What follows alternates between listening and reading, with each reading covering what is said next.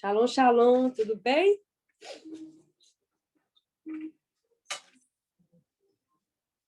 Esse DNA aí, herança? Isso.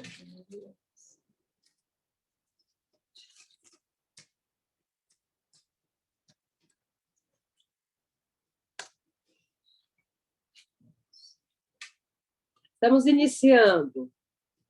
Estou avisando para as meninas aqui. Estamos iniciando. Renata vai entrar aí. Nada, esse grupo já foi muita gente. Começa com tudo. Vai.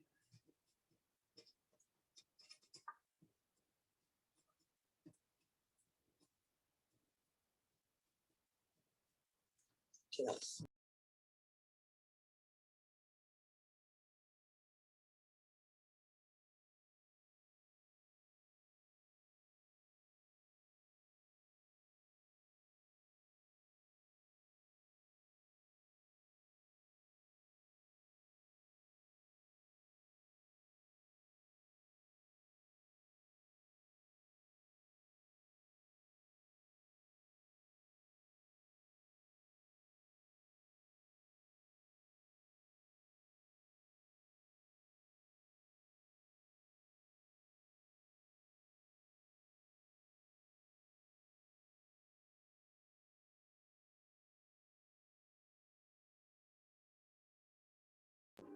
Então, tá bom.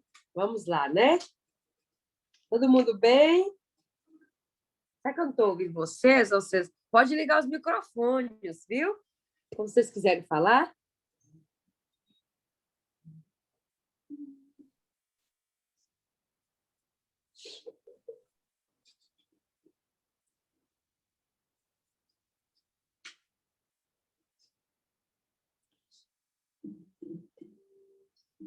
Então, amém, né? Vamos orar, né? Nós vamos falar hoje, nós já falamos sobre o sangue, o poder do sangue, né? Qual a ligação que tem o sangue com a alma, com os pensamentos, né? Mas hoje nós vamos entrar na questão do sangue. Vou pegar minha Bíblia, tá?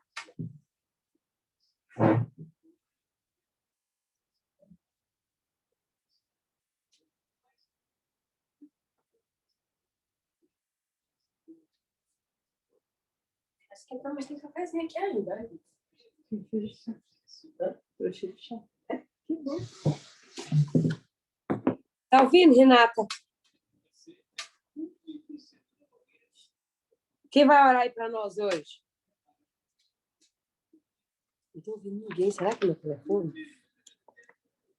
Não. Tá. Ora aí, Renata, para nós. Abre seu microfone e ore para a gente. Senhor Deus e Pai, graças te damos por esse dia, por essa palavra que o Senhor vai nos trazer e abre o nosso entendimento, Senhor Deus. Tira todo tipo de bloqueio da mente. Traga, Senhor Deus e Pai, esclarecimento da palavra. Usa a tua serva, Pai, como um vaso nas tuas mãos. Põe as palavras certas na boca da tua serva. Dai-lhe, Senhor Deus, todo o entendimento, Senhor Deus, necessário para nos trazer este conhecimento do alto. Em nome de Senhor Jesus, visita cada pessoa que está nesse momento no grupo e os que estão se preparando para entrar. E os que também verão depois. Em nome de Senhor Jesus, visita cada lar, cada família, cada pessoa, cada mente, cada coração. Em nome de Jesus, amém. Amém. Amém?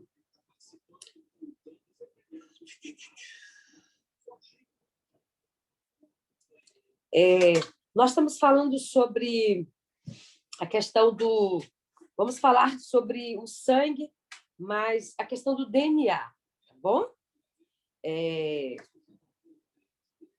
Quero falar um pouco sobre a ligação do DNA e a iniquidade. Amém? Vamos abrir a nossa Bíblia em Ezequiel 28:15.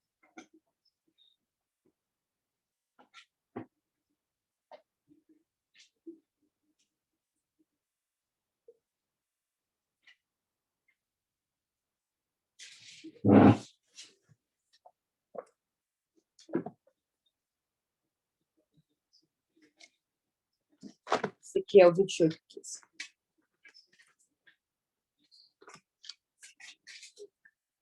Amém?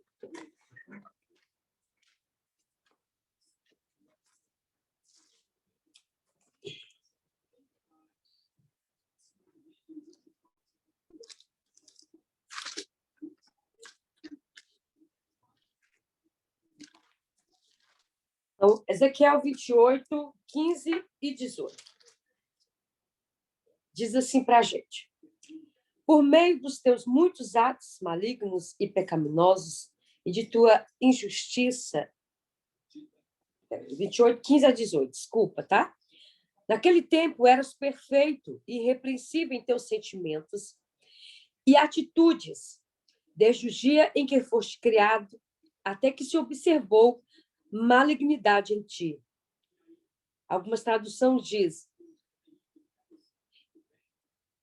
algumas traduções vai dizer, até que se achou iniquidade no seu coração. É isso, Patrícia, que está na sua? Não, meu, até que se achou iniquidade em ti. Até que se achou iniquidade em ti.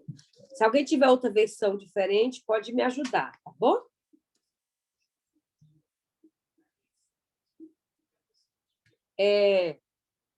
Pastora Lília entrou aí. Shalom, shalom, pastora. Tudo bem?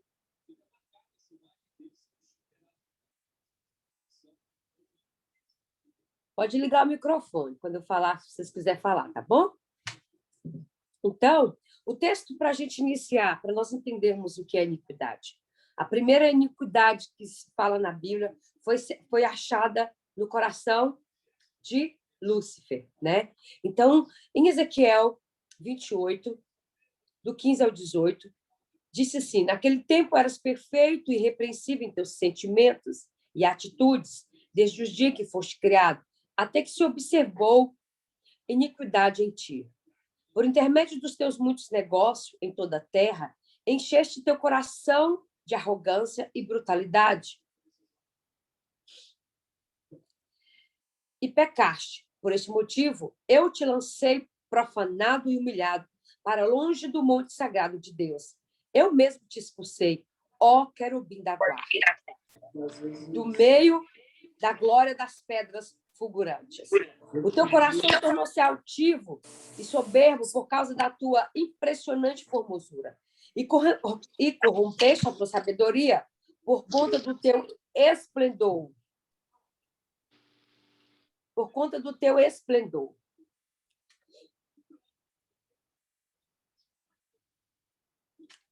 O teu coração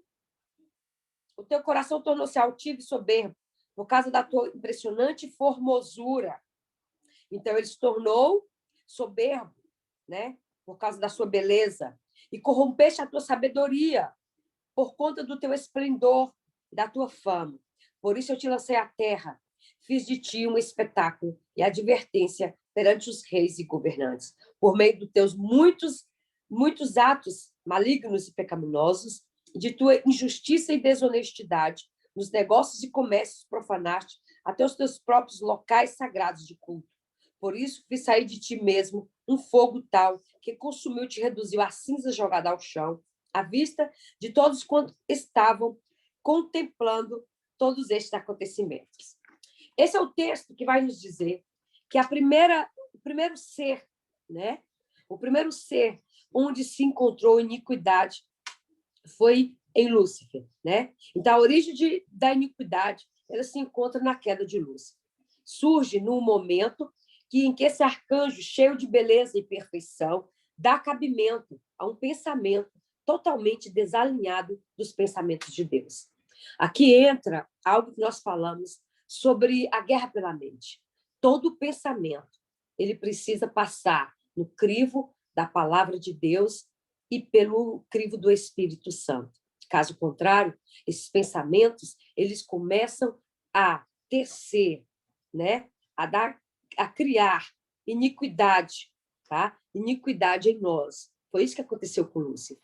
Por isso nós estudamos inicialmente sobre a mente. Entretanto, ele vai dizer, da mesma maneira que a fé, é a substância do que se crê, o poder que ativa o mundo invisível dos céus. Este pensamento distorcido dentro do coração do arcanjo também produz uma substância espiritual que se encontrou, que origina a maldade, né? Perfeito eram todos os teus caminhos, diz o texto, desde o dia em que foste criado, até que encontrou iniquidade em ti. Então, essas palavras de maldade e iniquidade são frequentemente usadas aleatórias, mas muitas vezes no lugar de outra, né? Então, vamos ver o que significa iniquidade. Significa torcer. Significa torcer. A maldade é a semente diabólica que origina todo o pecado, né? Todo o mal transmitido do homem desde o nascimento, impregnado ao seu coração, com pensamentos e intenções impostas à justiça, à verdade, ao amor e a tudo que Deus. E a iniquidade é a soma de todos os seus pensamentos retorcidos e a soma de toda a maldade do homem. Então, precisamos entender que a palavra iniquidade significa o torcido, tá? Na verdade, é o que distorce do caminho reto e perfeito. A palavra iniquidade significa o torcido, que, na verdade, é o que distorce do caminho reto e perfeito de Deus. Amém?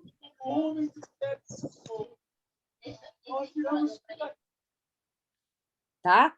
Então, isso é para nós entendermos o que é iniquidade, tá bom? Então, a maldade, ela é a semente diabólica que origina todo o mal transmitido a nós desde os nossos nascimentos, impregnando o nosso coração com pensamentos e intenções opostas à justiça.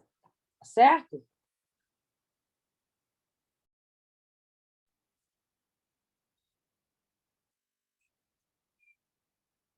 Tá.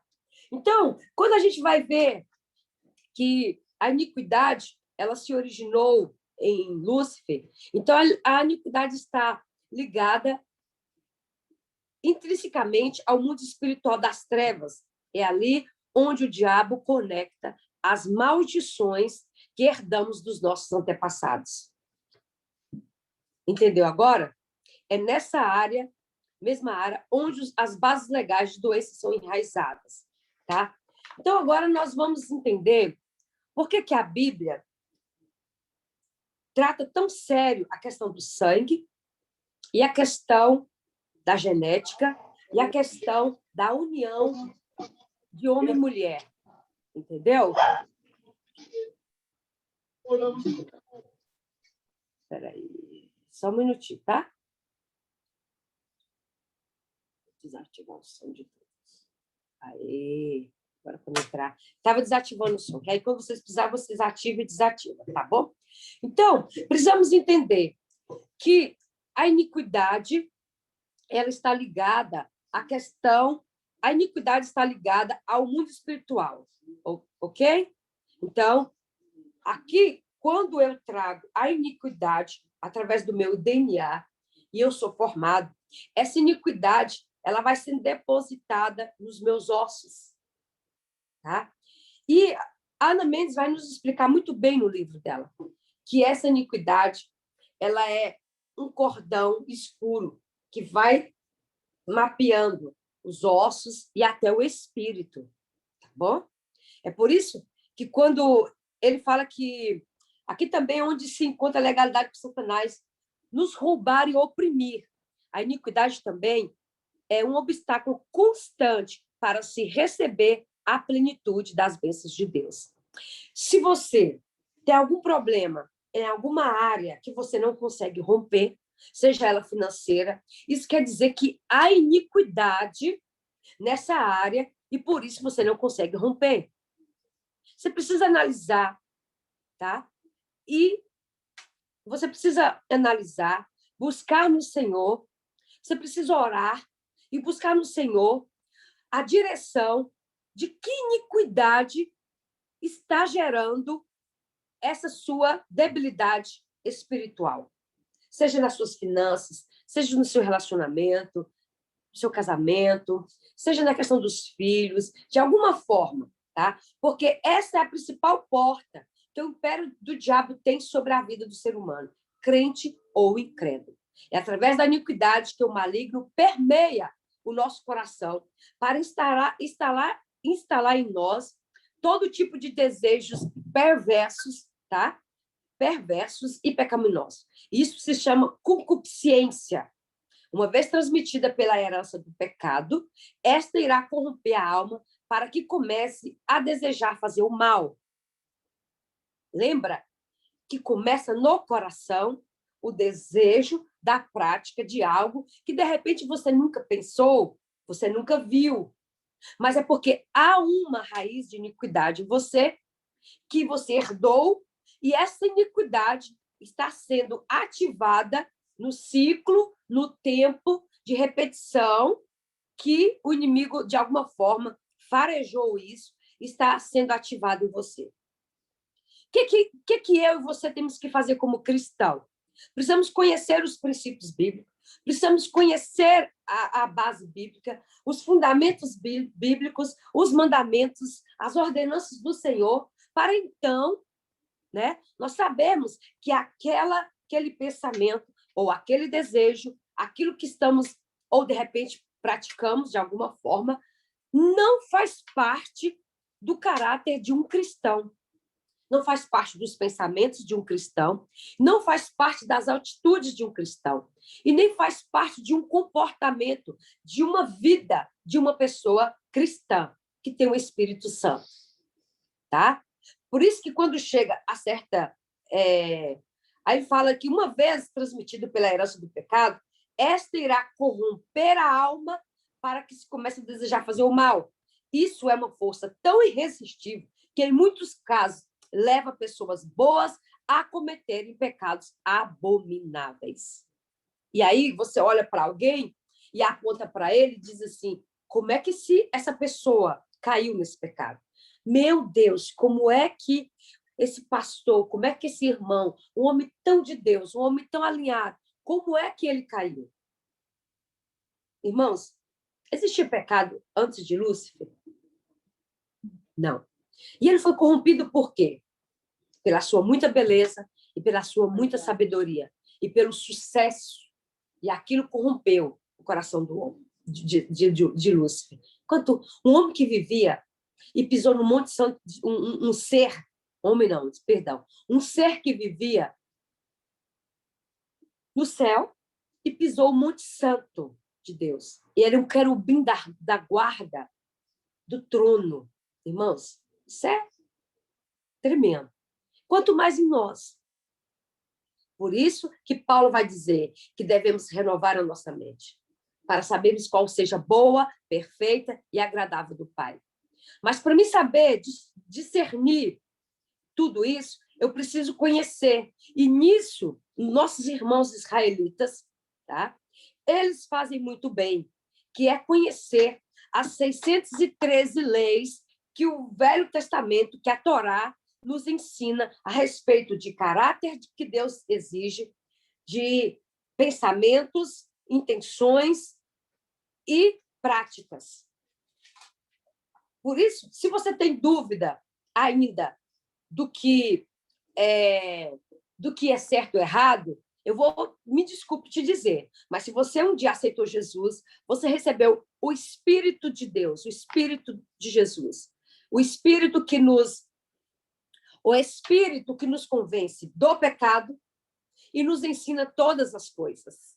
Irmãos, se eu tenho o Espírito de Deus, quando o pecado está sendo gerado através do pensamento, sentimentos, tá?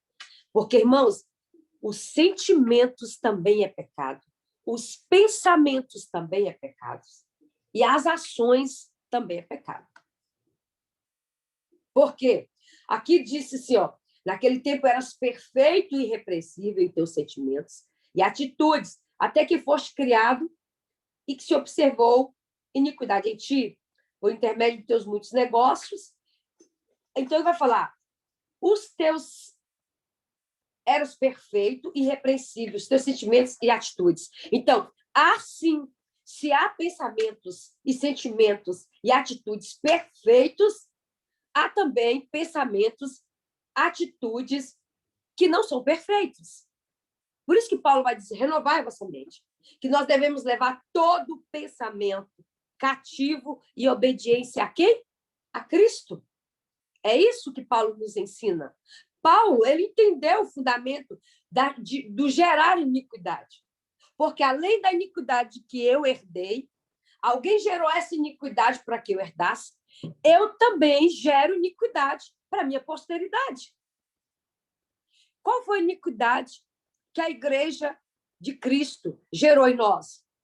A iniquidade de que os 10 mandamentos estão no Velho Testamento, que o velho é passado, que a nova aliança invalidou a primeira, esquecendo dos textos bíblicos que nos diz ao contrário, esquecendo do texto que o próprio Jesus diz que até do sábado ele é o Senhor. Esquecemos de que os 10 mandamentos são mandamentos, ordenanças eternas, perpétuas, e tudo que é perpétuo não volta atrás, porque a palavra de Deus ela não é uma palavra que se revoga, ela não invalida a palavra. Se você entendeu errado, você precisa analisar, o erro está no seu entendimento, mas nós temos o Espírito de Deus que nos ensina todas as coisas. Porque aquele que busca verdadeiramente não será enganado. Amém? Por isso que eu tenho evitado me prender à Bíblia e ao texto somente ao estudo daquela Bíblia.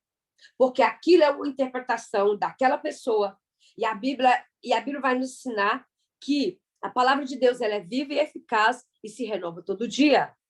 Então, eu tenho uma revelação dentro dessa palavra para o dia de hoje. Mas isso não quer dizer que ela está invalidando uma outra, porque a palavra de Deus, ela não anula um texto, não anula o outro. Você precisa analisar o contexto, você precisa analisar a interpretação, a tradução e aí sucessivamente. Amém? Então, é por isso que quando chegamos a certa idade, né? Por exemplo, alguns filhos de alcoólatras, quando chega a certa idade, começa a ter desejo incontrolável por bebida ou por cigarro, né? Às vezes são filhos de cristãos ou de pastores que, sem nenhuma razão, desenvolvem essas inclinações pecaminosas. A razão disso é que não se tem discutido sobre iniquidade na igreja. Mas Salmo 51, abre aí para nós.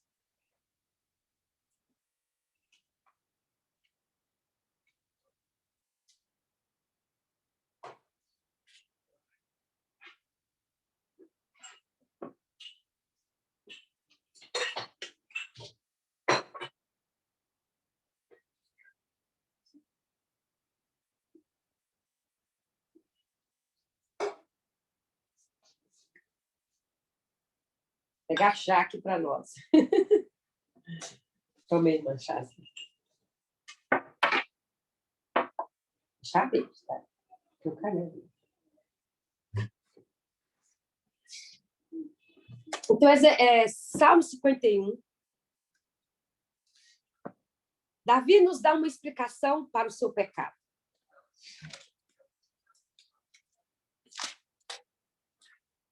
Quando ele caiu no pecado com Betseba, né? Então o profeta Natan chegou até ele para confrontar do pecado, que ele caiu em si. Eu gosto muito desse salmo porque ele é muito profundo. E ele vai dizer: tem piedade de mim, ó Deus, segundo a tua misericórdia, conforme a tua grande clemência. Apaga minhas transgressões, lava-me de toda a minha culpa e purifica-me do meu pecado. Pois no meu íntimo reconheço as minhas transgressões e trago sempre presente o horror do meu pecado. Pequei contra ti somente, e pratiquei o mal que tanto reprovas. Portanto, justa é a tua sentença, incontestável ao julgar-me condenado. Reconheço que sou pecador desde o meu nascimento. Sim, desde que concebeu a minha mãe. E algumas traduções vai dizer, e em iniquidade a minha mãe me concebeu. Alguém tem alguma tradução diferente? Tem aí?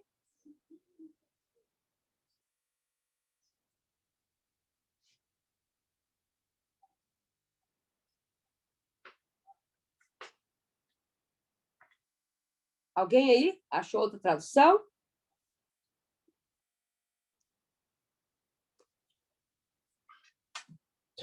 Algumas traduções dizem assim, reconheço que sou pecador, pois iniquidade a minha mãe me concebeu. Outras dizem, fui gerado, né, sobre iniquidade. Qual que está na sua, Patrícia? Eu nasci na iniquidade. Eu nasci na iniquidade. E em pecado me concebeu minha mãe. E em pecado me concebeu minha mãe. Irmãos, eu não quero entrar na história de Davi, mas Davi está clamando ao Senhor que esse pecado, a origem dele está na iniquidade, a qual ele veio. Tá? E alguns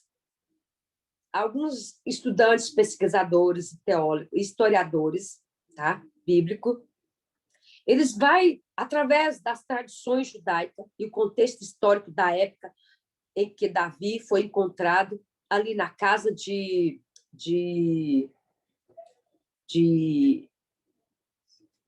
Jessé, tá?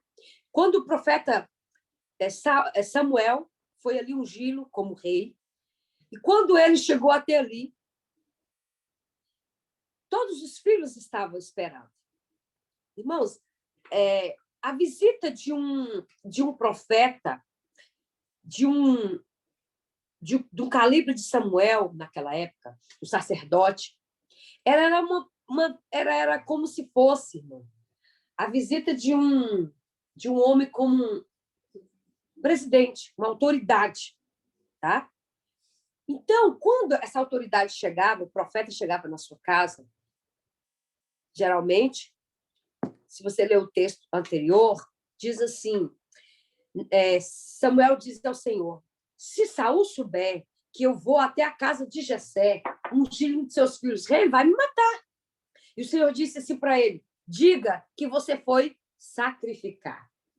E quando uma família hebraica faria um sacrifício com um homem como Samuel presente, que só poderia fazer, o único que poderia apresentar o sacrifício era o sacerdote. Vocês lembram disso? Que foi por isso que o Senhor condenou Saul, porque Saul apresentou o sacrifício antes que Samuel chegasse. Lembra disso? E por isso, então, o Senhor destituiu o poder que estava sobre... O destituiu, né, do cargo de rei. E foi a partir desse dia que o Senhor enviou Samuel na casa de Jessé. Quando ele chegou ali, irmãos, como é que todos os seus filhos estão na mesa? É dia de festa, é dia de sacrifício. O sacerdote está na minha casa, que honra, para sacrificar o Senhor. Para eles, irmãos, isso era uma honra muito grande. Era a maior honraria que um hebreu podia receber.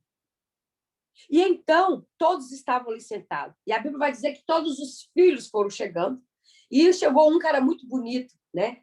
E Samuel pensou, é este rei distinto, baseado nas características que o Senhor escolheu. Saul, né? Alto, homem que destoava em altura e beleza dos outros. Ele imaginou, o mesmo. Então, o que aconteceu? Só que o Senhor disse, não, Samuel, eu não vejo como vê o homem. E Samuel ficou confuso. Como assim? O Senhor disse que vai escolher um aqui. E aí, o que ele então pensou? Tem outro filho? E Jessé disse, tem um mais novo. Ele está onde? Ele está cuidando das ovelhas. Como é que o filho do proprietário da terra estava fazendo serviço de servo, e não se sentava à mesa. Então, esse filho, irmão, muitos teólogos, eu até fico com essa parte, tá? Porque para uma família, nenhum filho ficaria fora dessa reunião sacrificial. Nenhum.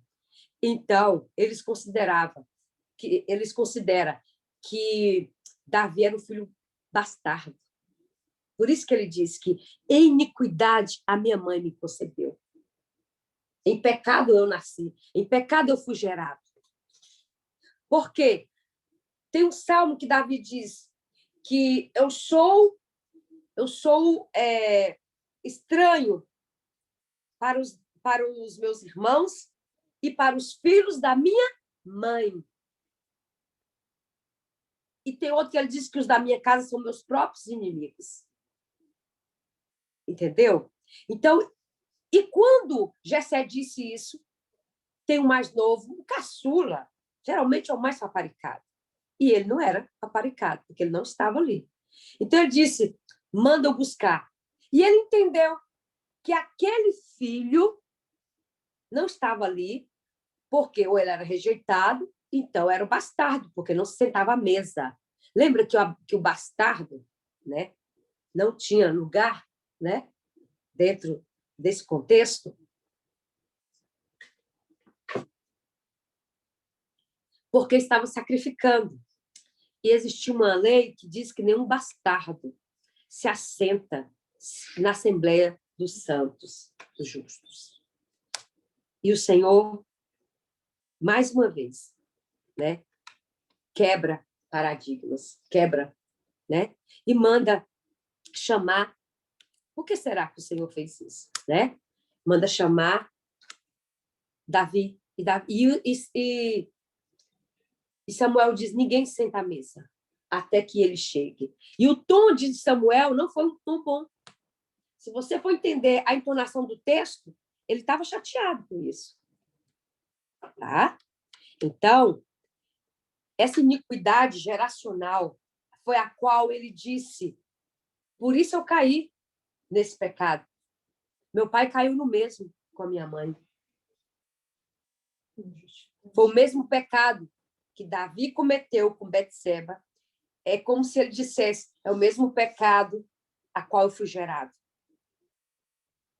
Entendeu? Agora, isso é iniquidade, tá? Em algum momento da nossa vida, essa iniquidade que eu trouxe através do sangue, do DNA, ela entra no tempo e ela é ativada, tá? Então, para a gente entender melhor, Tiago 1, 14 e 15 diz: cada um, porém, é tentado quando atraído e seduzido pela sua própria concupiscência. Então, a concupiscência, havendo concebido, dá luz ao pecado. E o pecado, sendo consumado, gera morte. Então, a iniquidade gera concupiscência. E quando você dá cabimento a essa concupiscência, não é isso? Então, você dá luz a um pecado. E o pecado, sendo consumado, gera morte. O diabo não é o único que interfere na vida do homem através da iniquidade. Mas os juízes de Deus também. Porque ele vai dizer: eu sou Deus que visito a iniquidade dos pais nos filhos até a terceira e quarta geração. Eu sou Deus que visito a iniquidade dos pais nos filhos. Então, essa iniquidade, ela é transferida de geração a geração. Entendeu agora? Tá? Então, vamos entender algo. O Senhor disse que ele não queria que os filhos, que os homens, né, e nem as mulheres de Israel, casassem com as mulheres daqueles povos ali vizinhos, né? Por quê? Lembra que nós falamos? Porque quando há essa junção, o sangue de um com o sangue do outro, então esse filho recebe iniquidades da família dos dois. E se os filhos de Israel trouxessem as mulheres etéias, cananeias, né, daquelas regiões, daqueles povos que eles expulsaram, então o que aconteceria? Haveria uma mistura na posteridade do Senhor com um sangue que tinha uma iniquidade abominável. Aí nós vamos entender algo. Que existe alguém que guerreia pelo DNA. Essa iniquidade, ela destrói a genética, tá? O trono de Lilith, ele tem uma relação estrita nesta área com Mercúrio, pelo uso de drogas, mercadoria química, e também com Apolo e Afrodite, pela inclusão e mudança na sexualidade. Então, aí nós temos, nessa questão da iniquidade e do DNA, nós temos a ação de Lilith, nós temos a ação de Mercúrio, porque Apolo e Afrodite. São quantos tronos?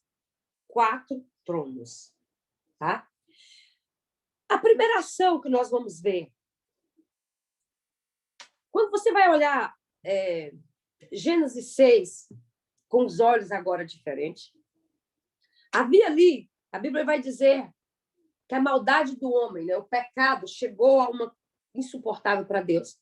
E então Deus olhou para a terra e viu que havia só uma família, só um homem justo. Vamos abrir Gênesis 6. Só, irmãos, que quando o Senhor vai dizer essa palavra sobre lá em Gênesis 6, sobre Noé,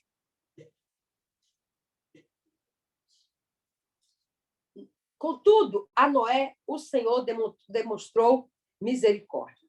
Noé era um homem justo. A história da salvação do homem. Gênesis 6.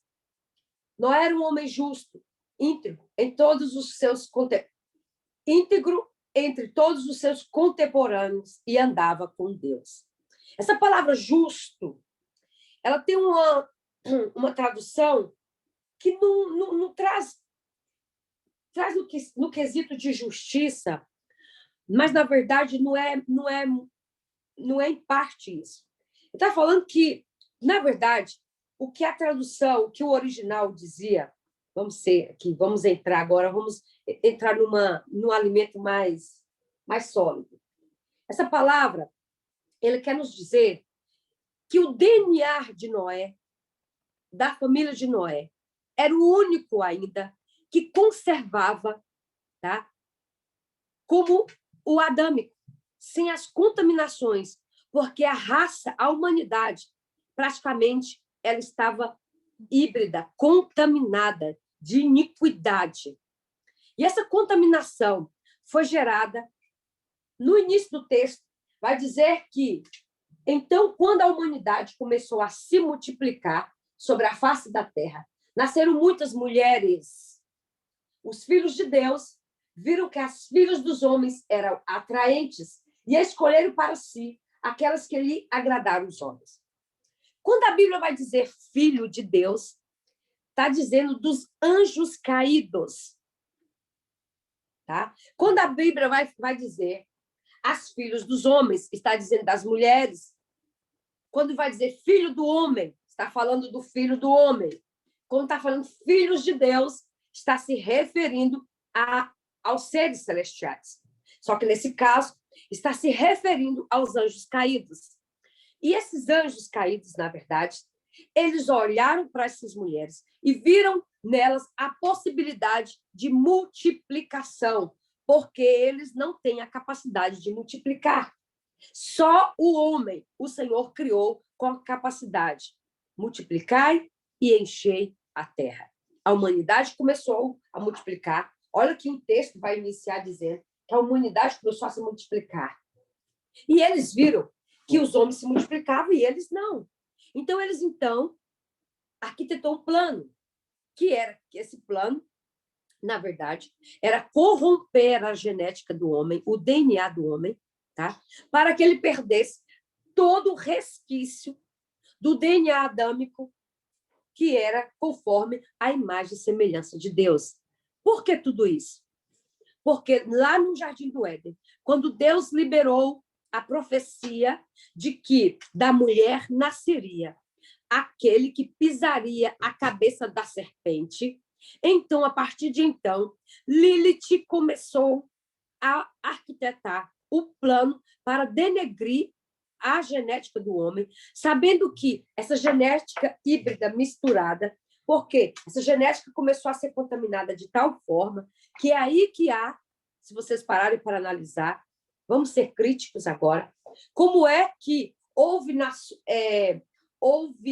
civilizações consideradas que foram mais evoluídas do que as de hoje, onde eles criaram as cidades incas, maias, as pirâmides do Egito. E aqueles homens, a Bíblia vai dizer em Gênesis 6 que tudo isso deu origem à raça. Ora, naquela época também, algum tempo depois, havia nefilins na terra. Quando os filhos de Deus, prostituíram as filhas dos homens. E elas lhe deram filhos. E esses gigantes foram os heróis dos tempos antigos, homens rudes e famosos. Contudo, o Senhor observou que a perversidade do homem havia crescido muito na terra e que toda a motivação das ideias, lembra agora dos pensamentos, que provinham das suas entranhas, eram somente inclinadas à prática do mal. Irmãos, essa geração, ela estava toda contaminada. Eram homens de estaturas gigantes, com poderes e forças excomunal. Foram homens que a ligação era demônio, homem e mulher. E aí geravam filhos com a genética destruída. Terrível, né? E aí veio que a maldade se estendeu de tal maneira que não havia possibilidade de restauração, porque esses seres, tá? Apesar de ter sido gerados, né, em um útero de mulher, na verdade, a influência maligna desses demônios, eles contaminou e destruiu essa genética. Tá? E então, essa raça, ela se tornou híbrida, tá? E contaminada.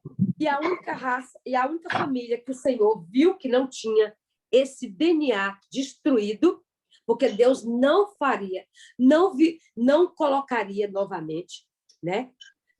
Nenhuma raça que tivesse, nenhuma mulher que tivesse o DNA destruído, né? Contaminados por esses anjos caídos, poderia gerar o Cristo, o Filho do Deus vivo, aquele que pisaria e esmagaria na cruz, como projeto da salvação, a cabeça da serpente, Satanás. Entendeu agora? E então Lilith veio, desde então, para destruir a genética. Pense que tudo que Satanás fez foi nos tornar em corpos humilhados, como Paulo diz, que nossos corpos são humilhados diante do projeto original a qual Deus nos criou, por causa da iniquidade. Essa iniquidade, ela veio nos destruindo, tá? E o que aconteceu? Para que a humanidade, para que o homem não deixasse de existir na Terra, então, tá? Então, o Senhor levantou e salvou a Noé juntamente com 7 pessoas. Então, o Senhor declarou a Noé. Aqui no capítulo 9, o Senhor vai dizer: a terra se perverteu diante de Deus e encheu-se de violência. Deus observou a terra e viu a que ponto de perversão havia chegado toda a humanidade com suas práticas malignas. Então, declarou Deus a Noé: eis que darei fim a todos os seres humanos, porquanto a terra encheu-se de violência por causa deles. Eu os destruirei juntamente com a terra. Faz-me uma arca de maneira resinosa. Tu a farás de caniços, calefarás com betume por dentro e por fora. Exatamente desse modo farás para o cumprimento. Aí o Senhor foi passando as informações. E o Senhor disse que mandaria um dilúvio e muitas águas sobre a terra. a fim de que extermine debaixo do céu toda carne que tiver fôlego de vida. Tudo que há sobre a face da terra deve perecer. Tá? Vamos parar por aqui. Então, aqui, houve uma guerra pelo DNA. Tá? E o Senhor se viu necessário, Deus, de fazer essa separação e destruir a terra com todos esses. Irmãos, aqui tem uma diferença. Vou abrir um parênteses aqui. A igreja não conhece a diferença entre demônios e espíritos mudos e surdos. A Bíblia diz, Jesus disse muitas vezes, espírito mudo e surdo, sai desse, né? Irmãos, os demônios são os cabeças, são os anjos caídos. Os espíritos familiares, mudos e surdos, são os espíritos desses homens gerados debaixo dessa frequência maligna, tá? São que eles não tinham, o espírito deles não podia voltar para Deus. Então, seus corpos foram destruídos e seus espíritos são esses espíritos mudos e surdos, que têm a necessidade de todo tipo de perversão, bebida, drogas, cigarro, sexo, que você vê aí nas entidades que descem nesses terreiros, onde eles bebem, comem, tremendo, coabitam com mulheres quando tem relação sexual com homem ou mulher, quando eles estão incorporados com esses espíritos. Tá? Então, há essa diferença. Quem lê o livro de Davi Rebolo, né, o Pavilhão do Ocultismo, vai entender muita coisa, tá bom? A guerra pelo... Então, na verdade, precisamos, então, entender que, se não aprofundarmos para compreender essa questão da genética, do DNA e da iniquidade, ficaremos muito rasos em muita coisa que Deus quer nos falar, tá? Então, nós precisamos entender que aqui vai dizer que o trono de Lilith, olha, o que Davi Rebolo vai falar? Que eu já falei para vocês. Pela inclusão e mudança na sexualidade de ambos os sexos e a modelação dos corpos através dos processos de inversão de sexo. Um dos nomes de Lilith na cultura suméria foi Nimá, a qual tinha seu próprio laboratório chamado de Bit. Há uma história. Isso é uma história, tá bom? Que eles contam que Lilith possui um laboratório que se chama Bit-Shemit, ou Shin-Imiti, que significa lugar onde o vento sopra, ou lugar onde sopra o alento da vida, que era onde esta deusa fazia os seus experimentos genéticos para modelar a raça humana. Estamos falando de uma história registrada nas tábuas de argila, nos escritos cuneiformes, que são os mais antigos do que a própria Babilônia. Então, para vocês entenderem o que nós estamos falando, com a questão do dilúvio, né? Aqui, no dilúvio foi destruído as bestas feras, que era uma raça, né, um pouco mais evoluída do que o macaco. Elas eram muito parecidas com o homem, mas eram feras. Tá? Inclusive, muitos entendem que foi uma dessas feras, que era a raça mais próxima do homem, que é considerado pelos estudiosos, pela ciência, que veio a teoria da evolução. Primeiro eles, depois os macacos, tal, eles, depois o homem.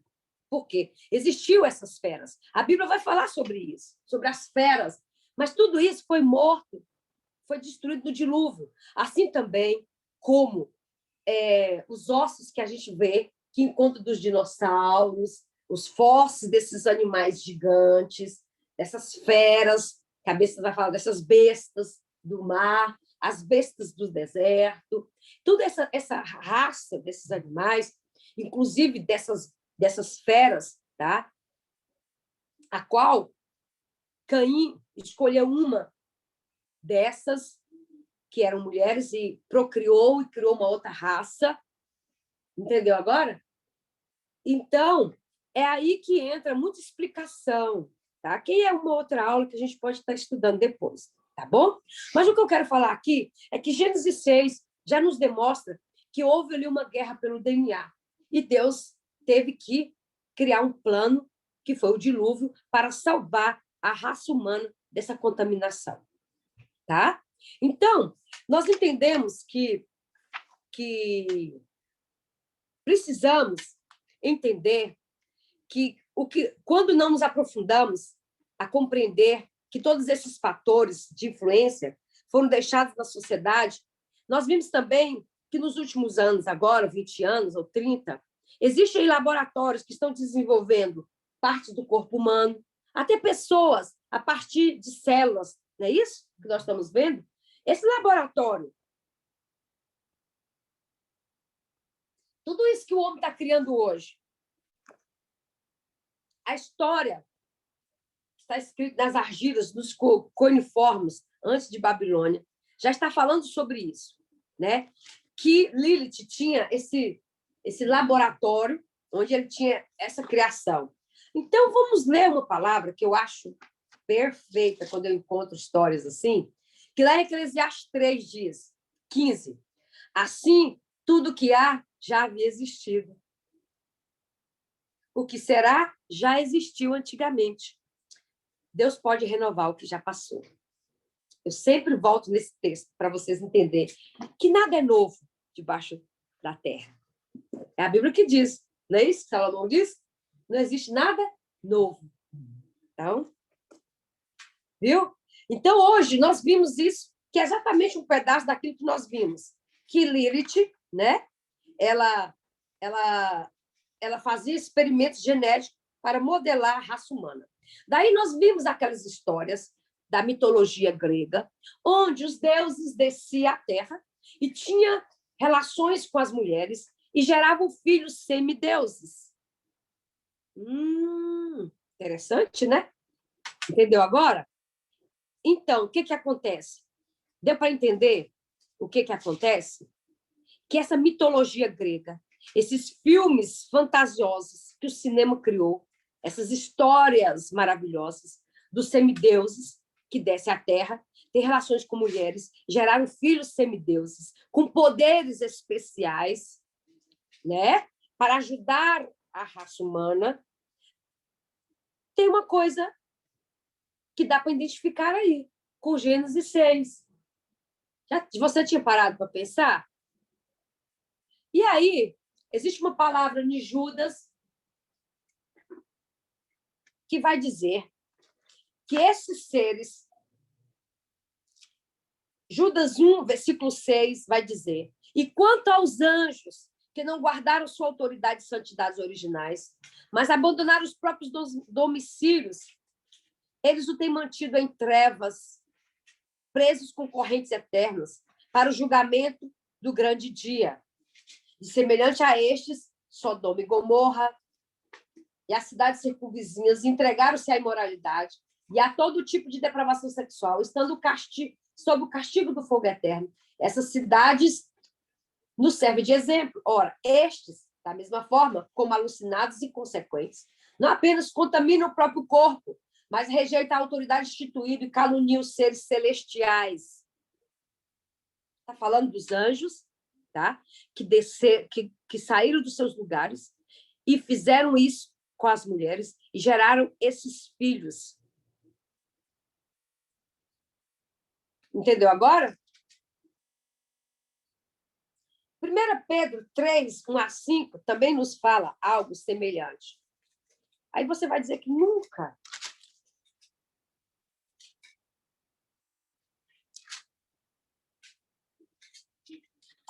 Primeiro Pedro 1, tá.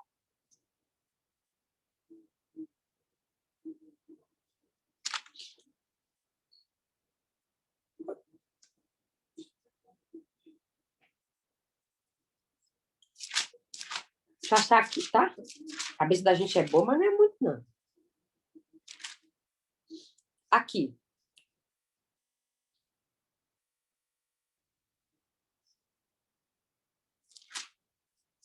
Deixa eu pegar aqui Judas de novo, que eu sei.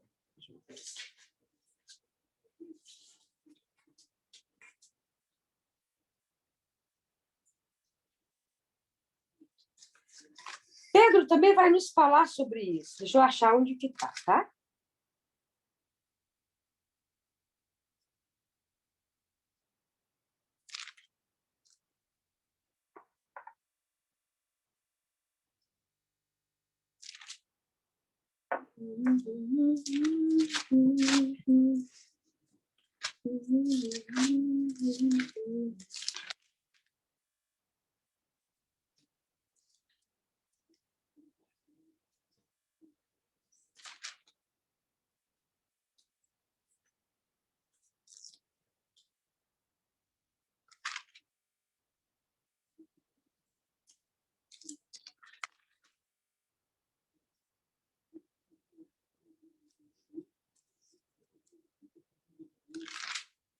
Depois eu vou dar um texto para vocês, que fala também sobre os anjos, que eles deixaram o seu lugar, que são esses anjos. Então, esses anjos que cometeram essas atrocidades, eles foram colocados em prisões, como diz Judas, tá?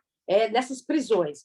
Mas o que eu quero dizer para vocês é que, a partir de então, esses seres, eles contaminavam a genética do homem para, então, destruir o DNA, para impedir que viesse o Cristo, o Filho do Deus vivo. Aconteceu alguma coisa com você, Cidinha? Ah, tá certo. Então, o que nós precisamos entender? Precisamos começar a ler a Bíblia diferente, com uma interpretação diferente, tá? Por quê? Porque as experiências genéticas diluvianas nos mostram que devemos analisar com cuidado outras passagens que podem ser analisadas e ampliadas para o nosso estudo. Porque a Escritura diz que Caim saiu dali e imediatamente encontrou uma esposa para si com os seus, daquele recinto à terra de Nod. Outro dos clamores de Caim foi por temor e não por arrependimento. Mas o que eu quero entender e mostrar para vocês que, na verdade, precisamos compreender que naquela época de Caim havia os hominídeos e os neandertal e outras raças de seres cavernícolas, que nós sabemos, né? Nós dissemos que nunca evoluíram nem se transformaram em homem, mas que pertencia às espécies superiores aos gorilas, e eles tinham se multiplicado aos milhares na Terra, e eles estavam sob a autoridade da casa de Adão. Lembra que o Senhor deu autoridade, né, para Adão sobre todas as coisas. Quando ele pecou, ele perdeu essa autoridade. Então, entendemos que houve ali uma mistura da raça de Caim com essas bestas. Mas o que eu quero dizer para vocês é que a intenção do inimigo, desde então, é destruir a genética do homem que foi criado à imagem e semelhança de Deus, que está no sangue. Amém? Esse DNA, ele está no sangue. E o DNA que vem com esses códigos, com essa genética, com essa herança, ela traz consigo uma carga, um torcer nesse novo homem, que é a iniquidade geracional herdada. Eu também gero. Como que eu gero iniquidade? Com meus pensamentos, com as minhas intenções, abrindo porta para o pecado. Então, eu também estou gerando iniquidade para a minha posteridade. Entendeu agora? Deu para entender? Por isso que a guerra pelo sangue, a guerra pelo DNA, a guerra pela nossa genética. Por isso que Paulo vai dizer que nossos corpos são humilhados daquilo que Deus criou por causa dessa iniquidade. Tá? Para quem já viu no corpo do homem, Deus deu o privilégio de enxergar a iniquidade em um corpo, você vai ver que ela é uma parte preta. Tem um livro muito interessante da Ana Mendes, que é o espírito do homem, tá? Ela vai mostrar isso nesse livro, falando sobre isso, que aí vocês podem aprofundar. Mas falando de iniquidade, em várias partes da Bíblia vai dizer sobre iniquidade, tá? Aí, a gente voltando aqui, que o Senhor vai dizer que nós somos tentados quando atraído e seduzido pela nossa própria concupiscência. Então, nós somos atraídos com aquilo que já temos um código em nós de iniquidade. Por isso que um pecado, para mim, ele não me afeta. Eu estou acima desse pecado, certo? E tem outros que, para mim, é uma guerra. Aí eu não entendo, por exemplo, porque que a Ângela consegue ter uma desenvoltura naquilo. Olha, pode falar assim, como você dá conta, Ângela? Nossa, eu tenho dificuldade com isso. Iniquidade. Há uma iniquidade em você ou em mim que me impede de crescer. Ela tem os pontos de concupiscência que atrai aquele pecado para que ela abra essa porta. Lembra que Provérbios vai dizer que, assim como andorinha sem pouso, não é isso? Mais ou menos isso, a maldição sem causa, é por isso. Mas o que o inimigo faz conosco? Aquilo é a minha fraqueza. E ele vai criar em mim, vai ativar em mim, no período, naquele ciclo da minha vida. Alguns pecados, eles têm data. Nós que trabalhamos com libertação, conhecemos algumas atitudes. Por exemplo, algumas crianças, aos 7 anos, quando o código entra no ventre, nós detectamos até os 7 anos, geralmente é no ventre, tá? Quando vem dos 14, geralmente foi adquirido ali na faixa dos 14. Entende? Pode ter entrado. Mas há um ciclo de ativação dos pecados em nossas vidas. Lembra que eu falei que algumas genéticas só a partir dos 20 anos, depois 30, outros é 40, e assim sucessivamente, né? E eu não sei se vocês assistiram a palestra que eu mandei da neurocientista, que ela tremendo, né? Tremendo. Eu fiquei maravilhada. Eu gosto muito dela, porque ela vem calçando ciência e palavra. Aí ela diz que como pode uma neurocientista ser cristã, e ela diz que quanto mais ela estuda a neurociência, mais cristã ela é. Que é impossível, depois conhecendo a Bíblia, entender como que a ciência está descobrindo hoje. Eu mandei para vocês aí hoje um documento, vocês viram aí um artigo falando que foi feito... Irmãos, aquilo não é nada de religião. Foi um laboratório muito conceituado nos Estados Unidos. Eles fizeram um estudo e detectaram que algumas mulheres tinham DNA masculino, carga genética masculina. E aí, depois desse estudo, algumas detectaram que quando você gera um homem, você sabe que você tem uma carga genética masculina por causa da gestação, e nem gerou um gêmeo, nem nada. Aí eles fazem aquela análise. Foram descobertos que mulheres que nunca tiveram nenhuma gravidez tinham uma carga alta de DNA masculino. De onde veio isso? E aí, então, descobriram que isso provém das relações sexuais que a mulher tem. Irmão, quando a Bíblia vai dizer que quando o homem e a mulher se juntam a uma, se tornam uma só carne. Por que será? Porque a genética desse homem se junta à genética dessa mulher. Ela é depositada nos ossos, para quando ela gerar o teu filho, a carga genética do pai, né? Então, já trabalha naquilo para ele estar recebendo. O que a Bíblia nos ensina? Agora eu vou trazer para vocês uma história lá de Gênesis, né? Quando Tamar, lembra disso agora? Quando... deixa eu lembrar aqui o texto. A Bíblia vai contar uma história, né? De que quando a mulher... Existia uma lei lá no povo hebreu de que quando você era casada com um homem e o seu esposo morresse e tivesse um solteiro, ele era obrigado a casar, certo? Com você, e o primeiro filho que nascesse de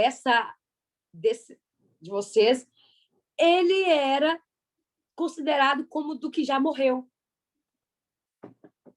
E o Senhor disse, para que ele não fique sem herança, sem posteridade. Espera aí. Se eu tive um novo marido, por que é que o filho desse meu novo marido tem que ser considerado como do meu que faleceu? E o Senhor ainda vai dizer para que o que faleceu tenha sua herança. Ou seja, sua posteridade, dê sequência à sua posteridade. O Senhor já estava dando um código. Olha, o filho gerado está vindo com a carga genética que já estava nos ossos da viúva. É do DNA do que morreu. Tem a carga genética do que morreu. Não do que está agora. Ele possui a carga genética também do que morreu. Então, de alguma forma, essa criança leva uma carga genética no seu DNA do que morreu. Por que será? Porque a ciência já provou que essa carga genética fica depositada no DNA e quando ela gera, passa para a criança. Amém? E o que acontece hoje? Por que então o Senhor queria que a mulher fosse de um só homem e também o homem para a mulher? Por quê? Porque aí nós vamos entrar em algo que é o poder do sangue. Certo? O sangue branco do homem é o seu esperma. E nesse sangue branco havia a carga genética e a força do homem, onde o Senhor considera sagrado. Lá em Esdra, tá? Olha como o Senhor tratava isso como sério. Lá em Esdra, o Senhor diz para o povo de Israel que ele não queria as mulheres que eles casaram quando estavam no cativeiro, no meio deles. O Senhor diz para eles, manda essas mulheres embora. Porque vocês depositaram a semente sagrada nessas mulheres ímpias. Viu como é sério? O Senhor não queria essa mistura. Alguém abre... Deixa eu pegar aqui. Espera aí, tá? Elias. Esdra, aqui, ó.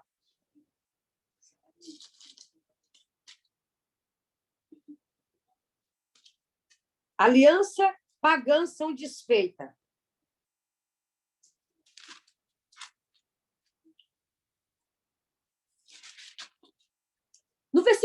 No capítulo 9, do versículo 2 de Esdra, diz assim, porquanto eles e seus filhos se casaram com filha desses povos e nelas depositaram semente sagrada, isto é, mesclaram a linhagem santa com a tradição pagã desses povos. E pior, nossos líderes oficiais e magistrados foram os primeiros a cometer essa infidelidade e transgressão.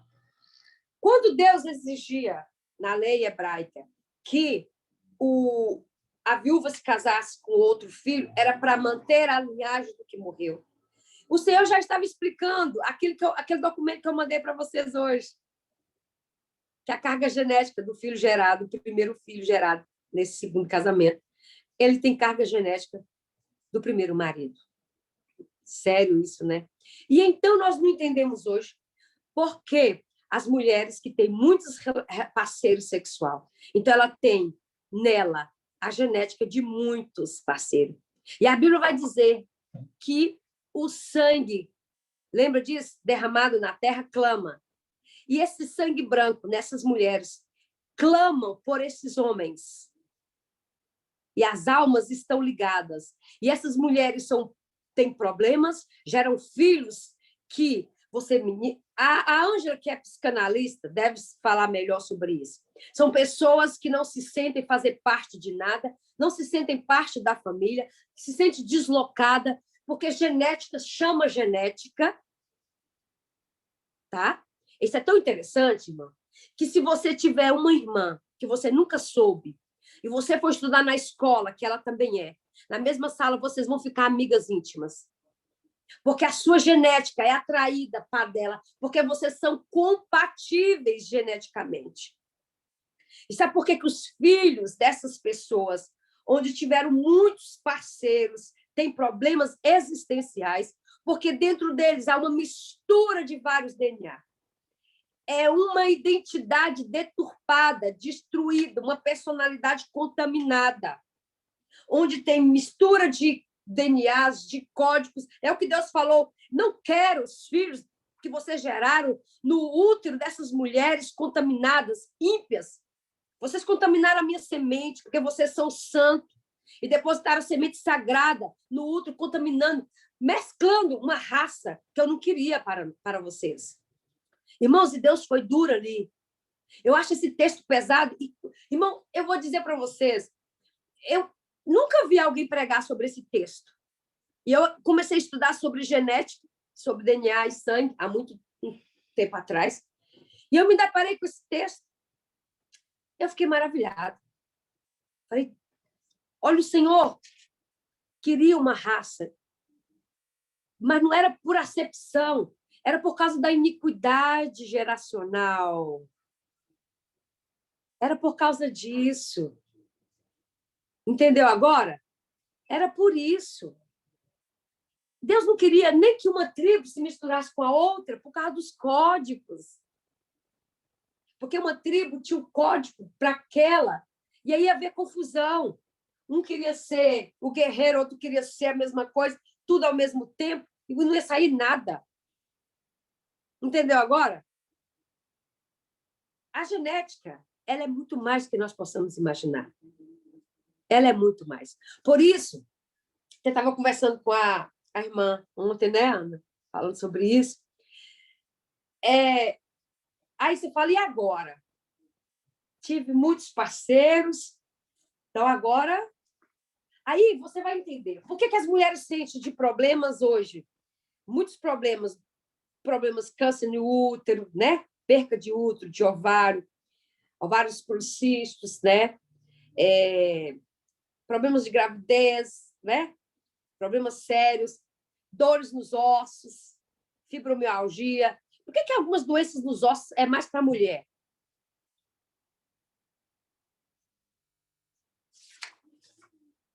Né? Por quê? Por causa disso. Por causa da genética. E Deus queria nos poupar disso.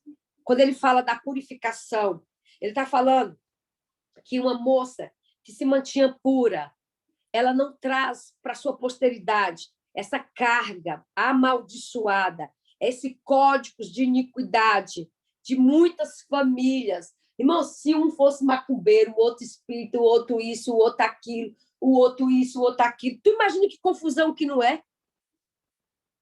Essas mulheres, muitas mulheres dessa, a Ângela sabe do que eu estou falando, tem o marido perfeito, os filhos bons, mas são mulheres insatisfeitas, não entende o porquê, não se encontra dentro dessa família. Muitas mulheres se divorciam, irmãos, mesmo amando seus maridos, mas não conseguem viver, não encontra alegria, não sabe por quê, não tem explicação. Se não é Deus para entrar, aí é aquilo que o Davi Rebolo nos ensinou. Glória a Deus, que o sangue de Jesus nos purifica e nos deixa mais alvo do que a neve. Porque quando nós vamos estudar o livro de iniquidade da Ana Mendes, a gente vai entender melhor sobre isso, né? Então, a iniquidade, o que ela faz? Ela se opõe à justiça de Deus, né? Então, o que ela vai fazer? Ela vai se opor a tudo que é justiça de Deus. Por estar distorcida dela, ela causará um contínuo choque com a justiça de Deus. Já viu aquela pessoa que ela vem para o Senhor, mas ela questiona tantas coisas de Deus, o próprio Deus, que às vezes você pensa assim, meu Deus, Deus é misericordioso mesmo, porque senão ele mandava uma bomba e matava. Você viu, já tem pessoas que você fala de Jesus uma vez e o coração dela se abre, ela é quebrantada. Então, é o nível de iniquidade. Há mais nenhum. Quanto mais iniquidade, mais dureza de coração. Deus destruiu a raça humana lá em Gênesis 6.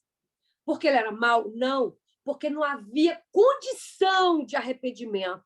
Porque aquela genética era irrecuperável.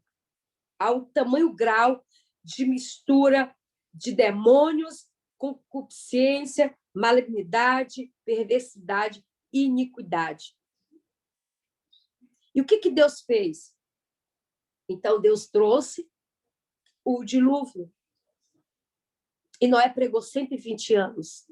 Mesmo assim, irmão, Deus deu 120 anos para aquele povo. E só ele e a família dele entrou na arca. Triste, né? Triste. E aí, não podemos dizer que o povo não teve tempo. Então, o que acontece? A iniquidade, ela se opõe à justiça divina. Então, a justiça tem como parte de sua essência julgar tudo que se opõe a ela. O propósito do juiz de Deus é alinhar todas as coisas com a sua vontade de justiça. Portanto, onde houver caminhos distorcidos, haverá uma continuação divina alinhando a pessoa com o Pai. Amém? Glória a Deus. E este alinhamento se manifesta em juízes, provas, tribulações, desertos e etc. Por quê? Lá em Hebreus 12, o Senhor vai dizer algo que eu acho muito interessante. Né? Ele vai falar no finalzinho do texto, ele diz assim: fortalecei, assim, as mãos enfraquecidas e os joelhos vacilantes. Preparai caminhos retos, não torcidos. Ó, não torcidos. Para que aquele que manca não se desvie, pelo contrário, seja curado.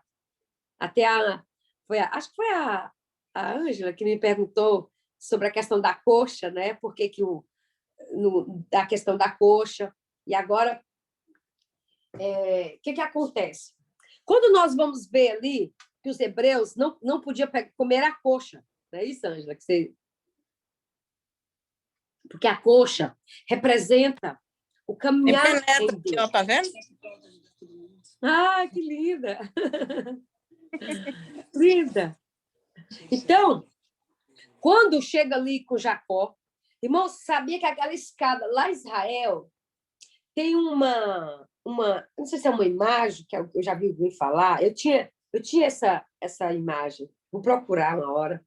Até o apóstolo também tinha ela, ele já falou sobre ela, que eu também já vi.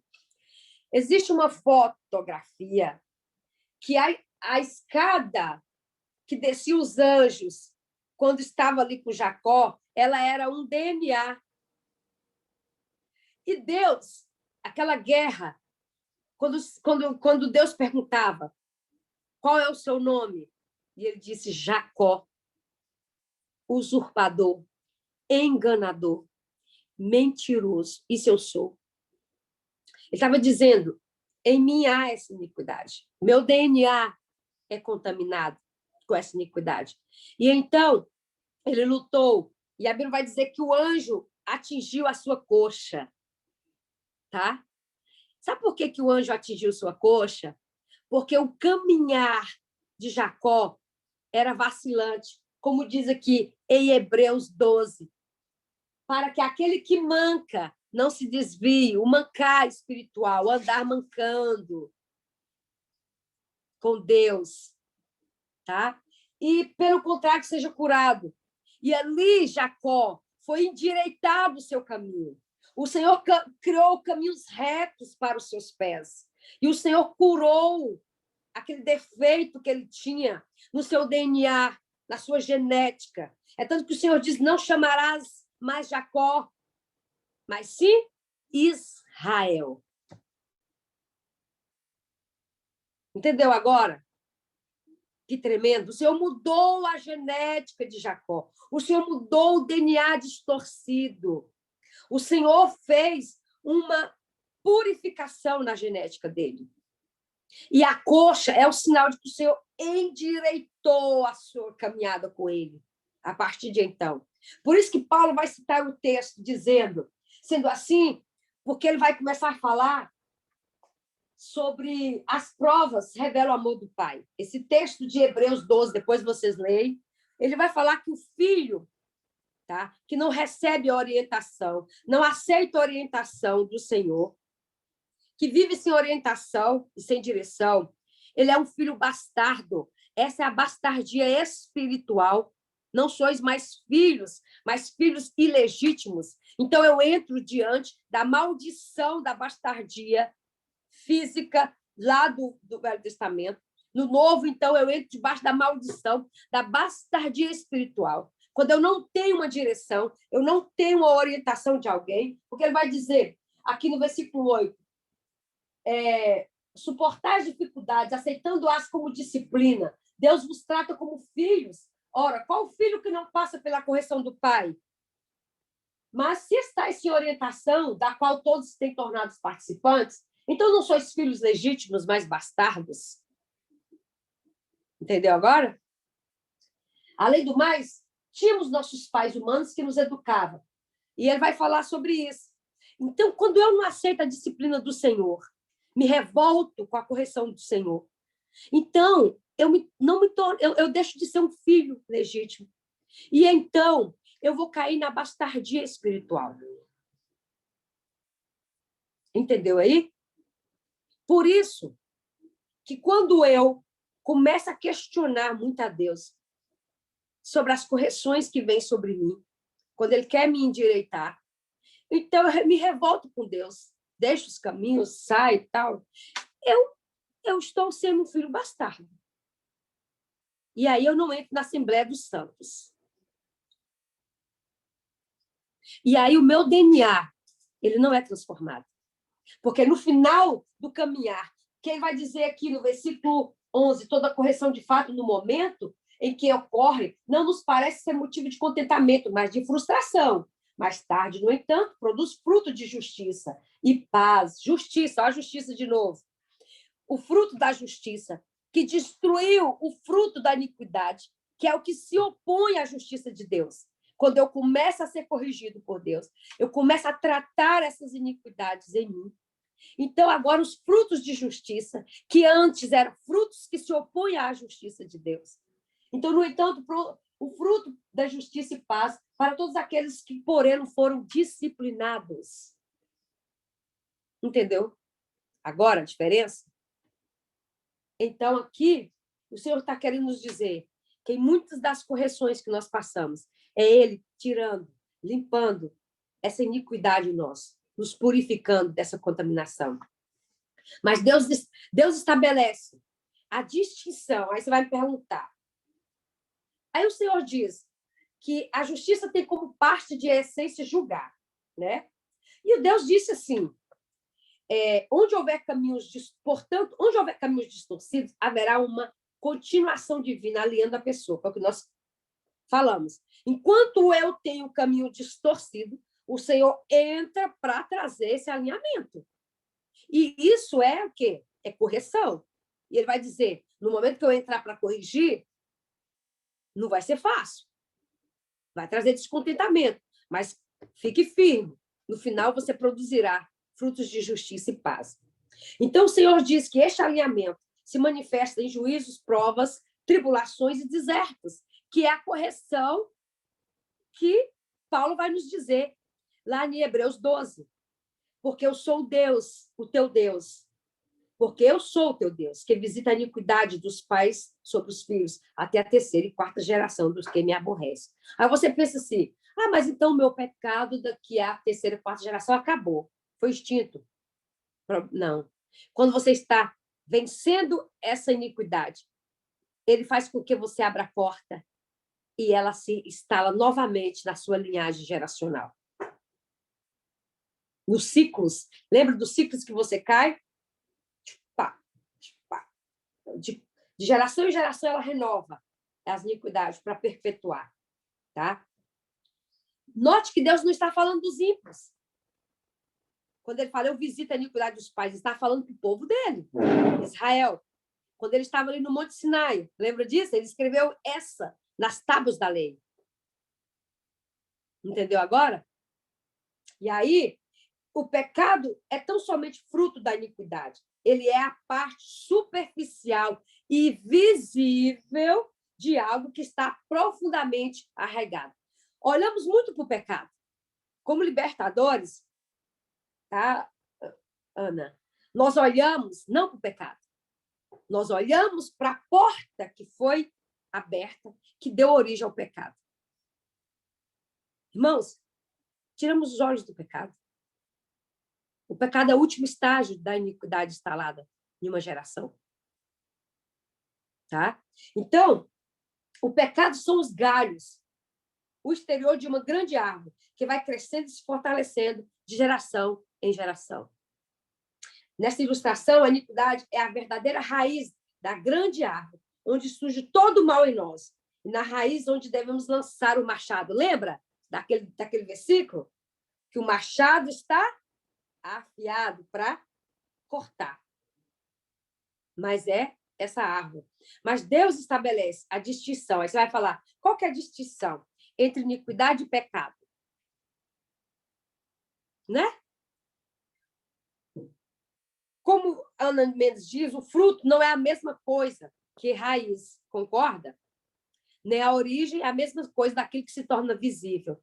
Jesus não só veio para vencer o pecado de nossas vidas, mas também para desfazer as obras do diabo, porque as obras do diabo é que gera a iniquidade.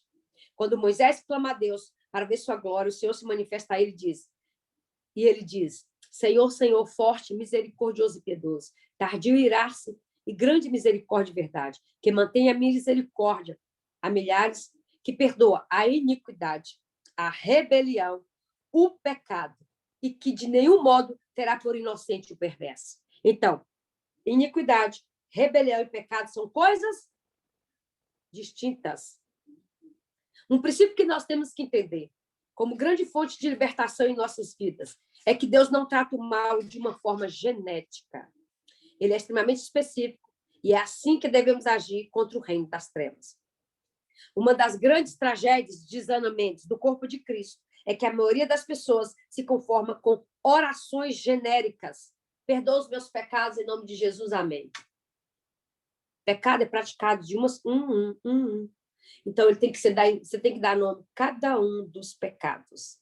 Por isso que as renúncias são desse tamanho. Tá? Então, pecado não é genérico. Tá?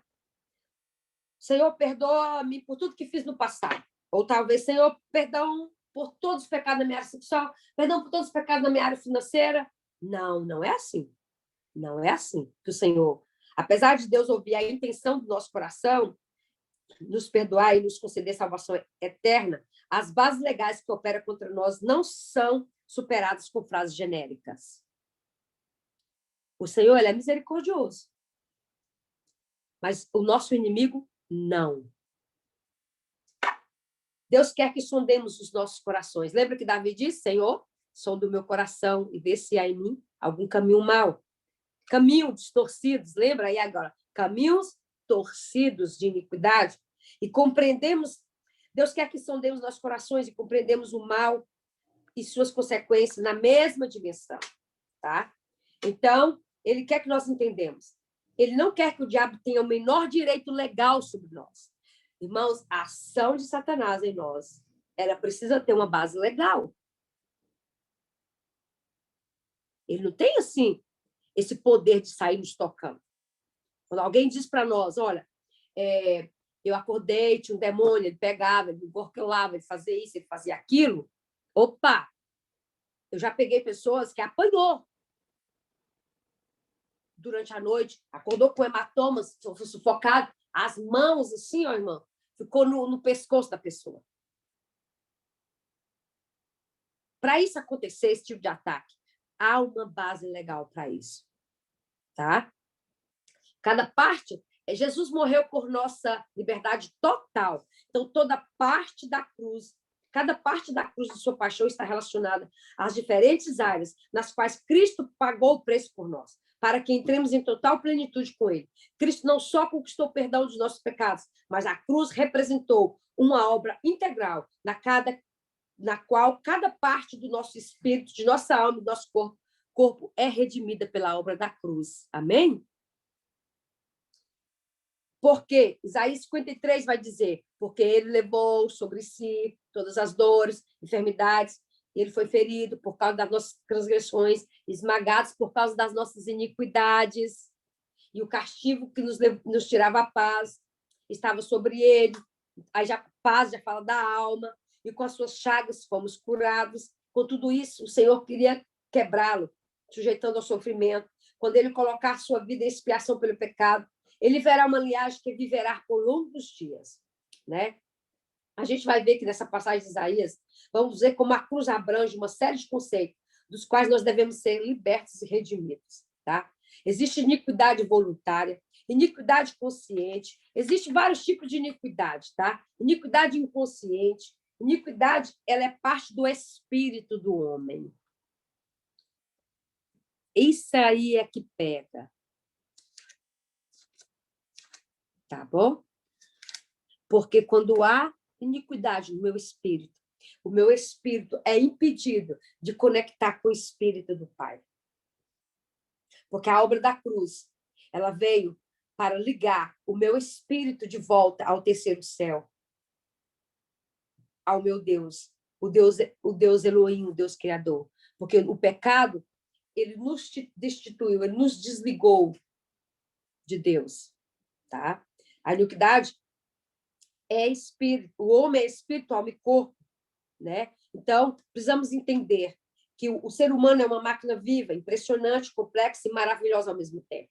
Basta analisar todos os nossos sistemas e órgãos, que vamos ver que somos uma engrenagem perfeita, tá?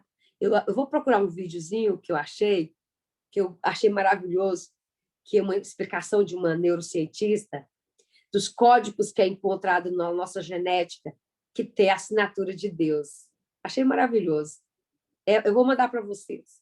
Eu não queria mandar antes, mas eu tenho a mania de ver as coisas e falar, vou mandar para o pessoal, acaba esquecendo. Das três partes que compõem o nosso ser, o espírito, alma e corpo, o mais difícil de entender é o corpo, porque é visível e tangível. No entanto, a ciência levou centenas de anos para conseguir.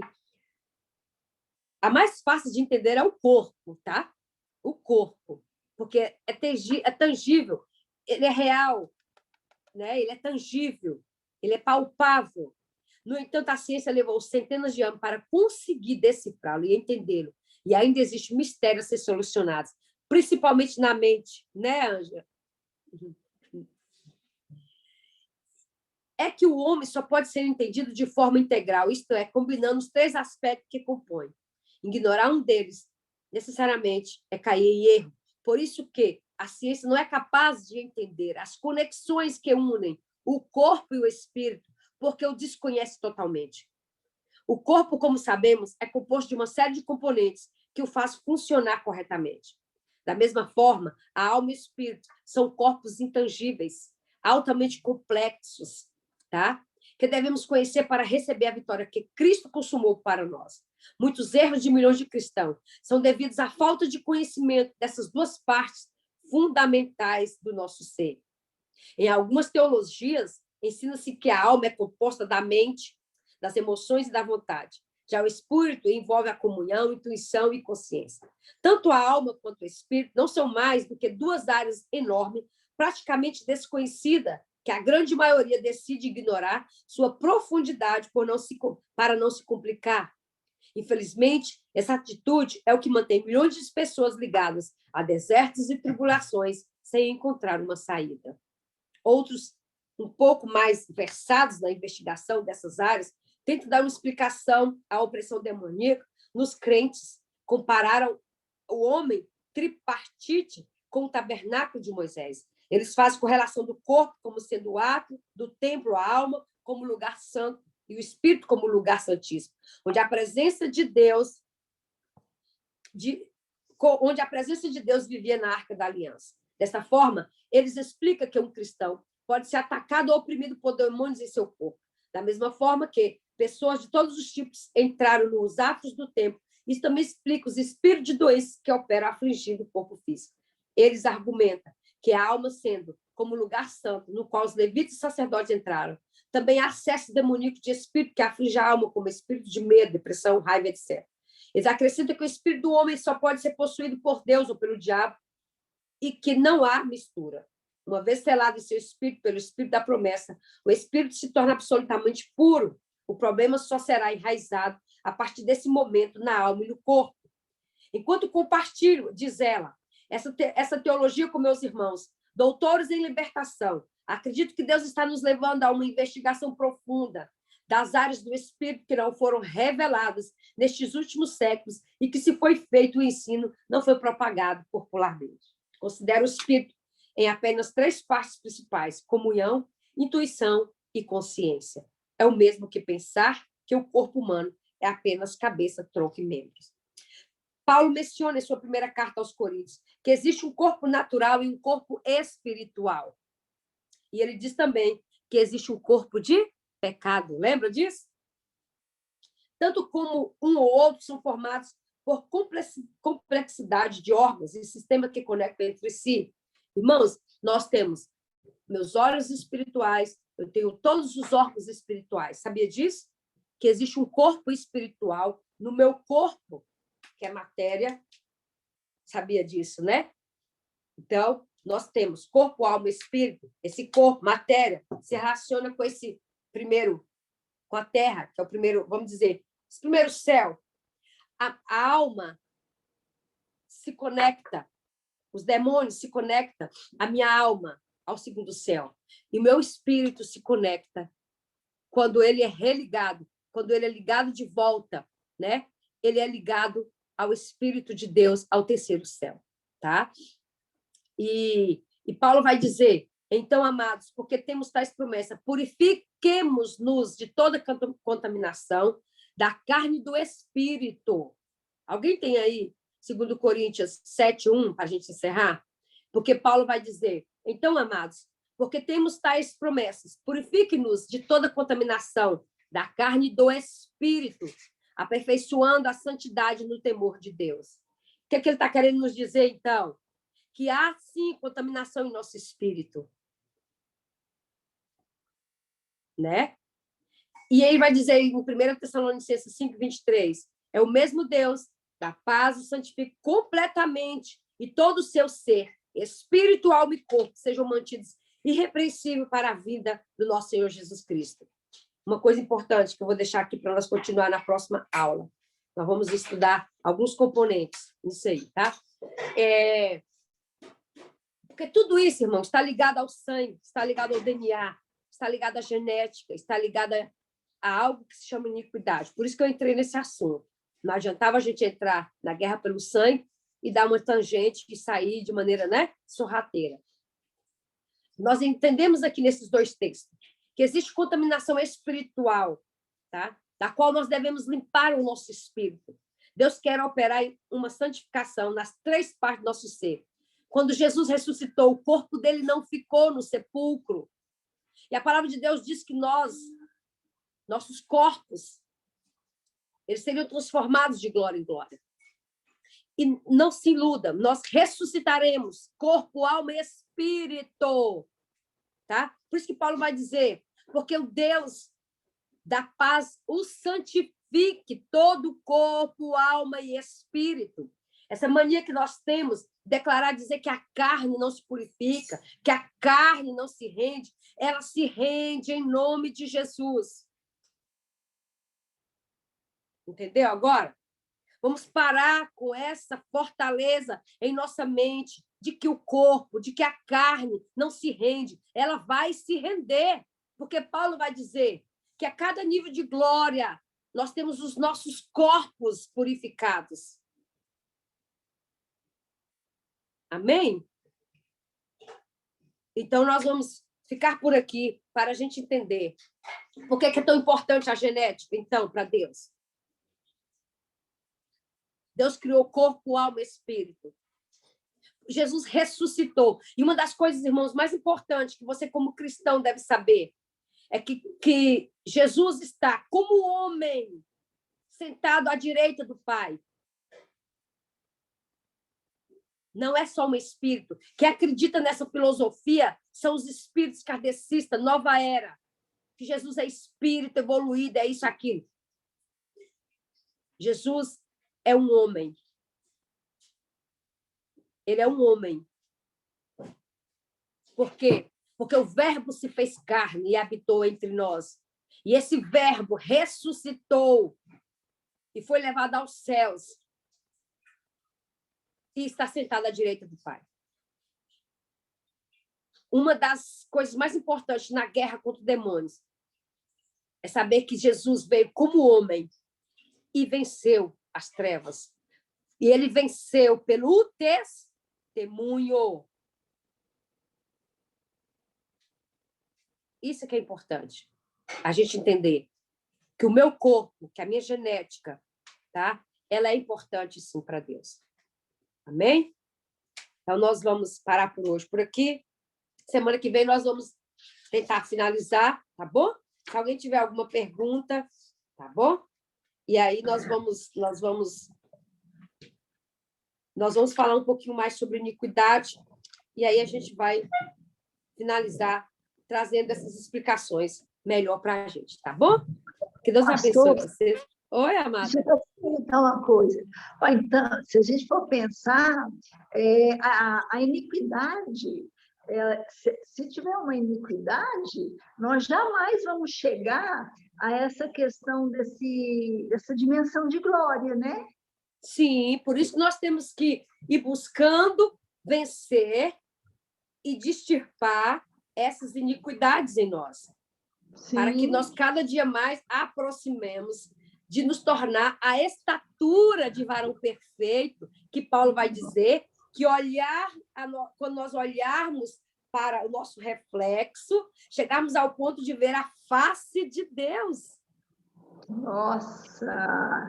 Então, é isso que eu estou dizendo para vocês, que a obra redentora é fazer com que nós voltamos ao projeto original. Sim. Nossa, que lindo! Né? É isso que nós temos que sermos transformados de glória em glória. E como eu vou encontrar glória com 5 minutinhos de intimidade com Deus? Como? Qual é o meu nível de entrega? Jesus disse para os discípulos, vós já estáis limpos pela palavra. Por isso que eles chegaram naquele nível de autoridade contra as trevas. Porque ao longo dos 3 anos, eles foram limpos dessas iniquidades. Nossa, amém. Glória a Deus. Amém? Vamos aprender, vamos chegar, vamos aprender, porque é isso que nós estamos caminhando. Porque o sangue de Cristo, nós estudamos sobre esse poder, tem poder para curar, para salvar, para limpar, para libertar, porque esse sangue é poderoso, porque nele está o DNA do Deus Elohim, o Deus Criador. E nós temos que alinhar essa genética. Mas a Bíblia vai dizer que se somos amigos do mundo, somos inimigos de Deus. E aí? Que separação há entre o santo e o profano na minha vida? Se ainda há mistura, eu não estou contido em Jesus. Eu ando com Jesus, ele pode estar do meu lado, mas eu não estou nele. Como eu já expliquei para vocês em umas aulas passadas. Eu ando com Jesus, ou eu estou, conforme diz a oração dele em João 17. O que diz a oração de João 17? Pai, eu oro para aqueles que hão de me conhecer por intermédio desses. Ele fez primeiro a oração para os discípulos e na segunda parte de João 17, isso. Na segunda parte, a partir do versículo 20, João 17, ele diz, não oro somente por esses discípulos, mas igualmente por aqueles que vieram a crer em mim, por intermédio da mensagem deles. Jesus estava orando por nós. Olha a oração que Jesus fez por mim e por você. Para que todos sejam um. Pai, como tu estás em mim e eu em ti, porque os dois são um, que eles também estejam em nós, para que o mundo creia que tu me enviaste. Eu lhes tenho transferido a glória que me tens dado, para que sejam um como nós somos um. Eu neles e tu em mim, a fim de que sejam aperfeiçoados na unidade, para que o mundo conheça que tu me enviastes e os amaste como também amaste a mim. Pai, eu desejo que os que me deste estejam comigo onde eu estou e contemplem a minha glória, a glória que me outorgaste, porque me amaste antes da criação do mundo. Pai justo, o mundo não tem te conhecido, eu, porém, te conheci. Assim como estes entenderam que tu me enviaste, eu lhes dei a conhecer o teu nome e ainda continuarei a revelá-lo, a fim de que o amor com que me amaste esteja neles e eu neles esteja. Mas ele diz, para que todos sejam um, como tu estás em mim e eu em ti, que eles também estejam em nós, para que o mundo creia que tu me enviaste, que eles também estejam em nós. Amém? E aí nós vamos recebendo glória, glória, o nível de entendimento, o nível de revelação, o nível de entrega. Quanto mais difícil tem de me render às coisas de Deus, como ele diz, buscai primeiro, né? Buscais primeiro a minha justiça, né? E a todas as demais coisas vos serão acrescentadas. Buscar primeiro o reino de Deus e a sua justiça, e todas as outras coisas vos serão acrescentadas. Quanto mais dificuldade eu tenho de buscar essas coisas, mais me dá um entendimento que há um nível de iniquidade maior. Aí você vai falar, quais são as iniquidades, Senhor, que eu possa ter? Eu encontrei um texto muito interessante, eu acho, Deus é muito maravilhoso, lembrei da pastora Adriana. A gente falou, eu falei, pastora, se Deus não me fala na palavra algumas coisas que ele às vezes começa a me falar, eu acho que eu estou ficando doida, então eu vou até ele me mostra. E o Senhor estava falando sobre o pecado do ciúme. Alguém já leu sobre esse texto na Bíblia? Hã? Acho que é Números, né? Fala sobre o pecado do ciúme. Tá? E no pecado do ciúme, achei muito interessante que lá ele fala que precisavam trazer uma oferta para que o Senhor trouxesse à memória as iniquidades deles. Então, se eu e você temos uma dificuldade, lógico, para identificar que tipo de iniquidade ainda existe, podemos levantar uma oferta para que o Senhor traga à nossa memória as nossas iniquidades. Achei tremendo quando eu ouvi. Eu falei, nossa, existe uma oferta para que o Senhor traga as iniquidades? Irmãos, Deus é perfeito. Eu vou encontrar o texto para vocês e eu vou mandar para vocês sobre essa lei, que é a lei sobre o ciúme, sabe? O Senhor traz lei sobre oferta, sacerdote oferta, castigo. Mas eu vou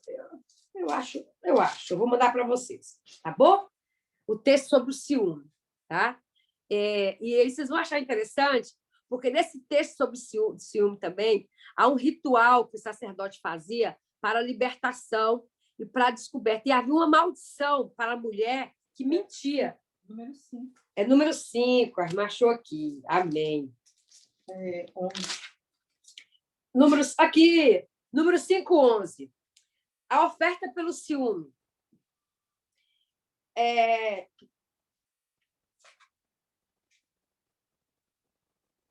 Aqui ele vai falar. 14. O Espírito Santo veio sobre ele. Aí vai dizer: contudo, se o espírito de desconfiança vier sobre o marido e o tornar ciumento de uma mulher que está contaminada, ou ainda, se esse espírito de ciúme vindo sobre ele o tornar desconfiado de sua esposa, que está, porém, inocente, tal homem conduzirá sua mulher perante o sacerdote e fará por ela uma oferenda de um jarro de farinha de cevada a favor dela. Não derramará azeite nem por incenso sobre a farinha, porque é uma oferta de cereal pelo ciúme, para que se revele a iniquidade do pecado. Amém? Deus é bom, né? Deus é maravilhoso. Eu sou maravilhoso com o nosso Deus. Eu amo a palavra de Deus, porque ela dá todas as respostas. Sabe por quê, irmão? Sempre eu falava assim para os irmãos, vamos orar para que Deus traga iniquidade quando a gente está ministrando. A gente orava e Deus trouxe mesmo. Mas existe uma oferta que pode ser feita. Amém? Que Deus nos abençoe, que nos guarda. Olha, o Felipe está aqui hoje, que bom! Todo mundo aqui hoje. Estou muito feliz com todos vocês. Amém? Eu queria falar com vocês que nós vamos fazer o seguinte. Eu vi que algumas... Oi?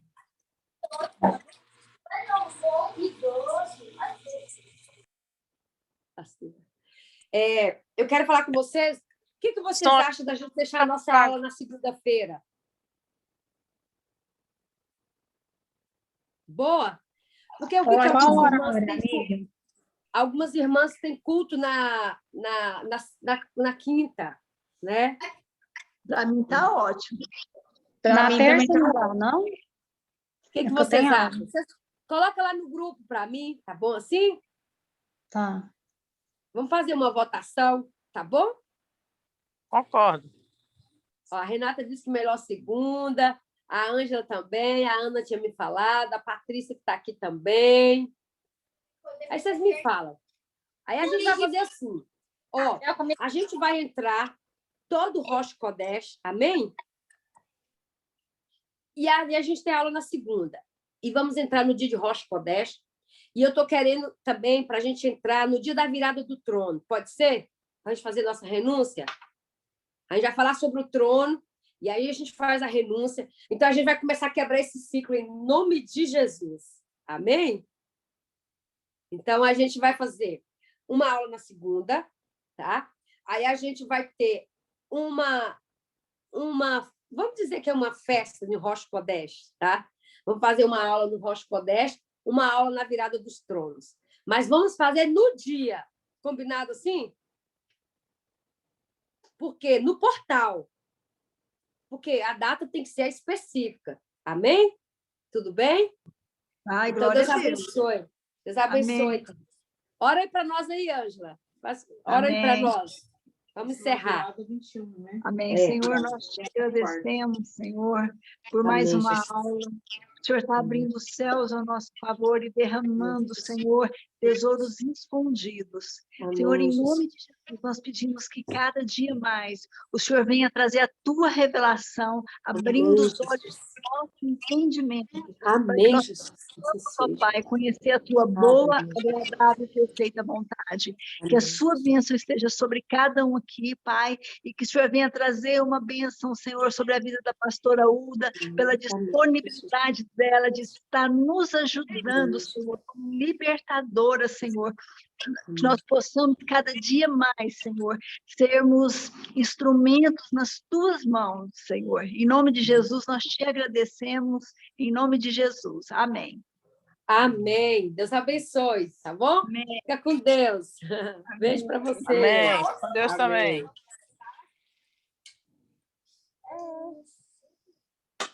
Amém.